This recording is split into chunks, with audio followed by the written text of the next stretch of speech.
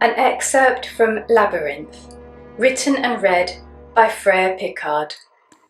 She continued to stare into the darkness and heard the pitter-patter of tiny feet on damp rock. A high-pitched, mew-like squeak reached her ears. Then she saw a slim creature with a long tail weaving back and forth over the rock floor. Rat. Quite how she knew what it was called, she didn't know. It squeaked once more as it passed her, disappearing into the darkness. Otter remained motionless until she could hear it no more. Only then did she turn and slowly walk in its wake. Why had she been frightened by a rat? Perhaps her hidden memories could tell her why rats caused fear, but until her recollections were woken, she would remain ignorant. She kept her pace slow, wary of loose stones or other obstacles. Her right side felt sore, and she had no wish to injure herself further. Time remained an unknown constant.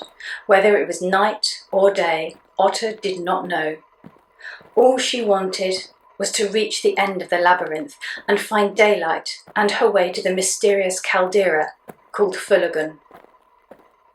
After many paces, she reached another crossroads. The road she was on continued over, narrow and damp. The roads to her left and right were wide and smooth, free of obstacles. She drank from one of her flasks as she considered which way to go.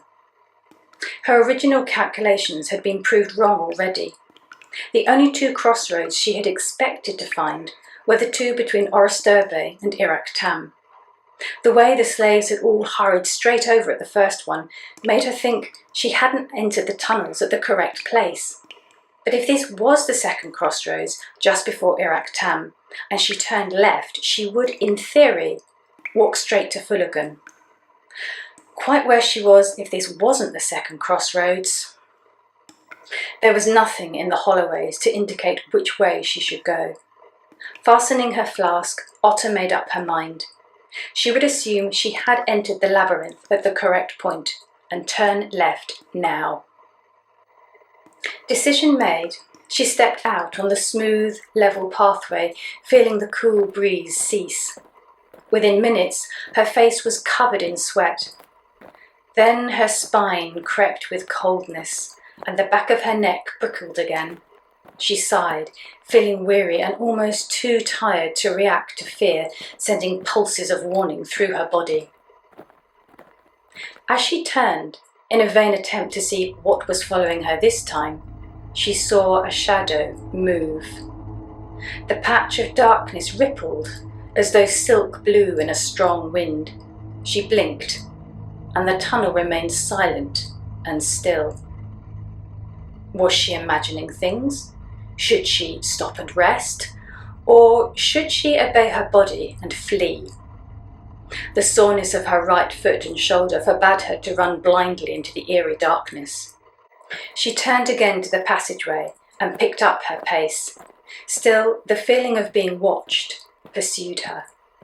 Waves of cold and heat washed over Otter, and she felt her breath come short. Again, she sensed a presence behind her. She turned back briefly to see a flickering motion at the corner of her vision.